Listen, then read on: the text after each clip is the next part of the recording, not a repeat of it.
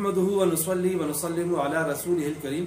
हमारे यहाँ ये बात बहुत मशहूर है कि दो ईदों के दरमियान शादी करना, ब्याह और निकाह करना ये दुरुस्त नहीं है और इस तरह का निकाह मनहूस होता है, इसमें बेबरकती होती है, जुदाई हो जाती है, आपस में झगड़े होते हैं।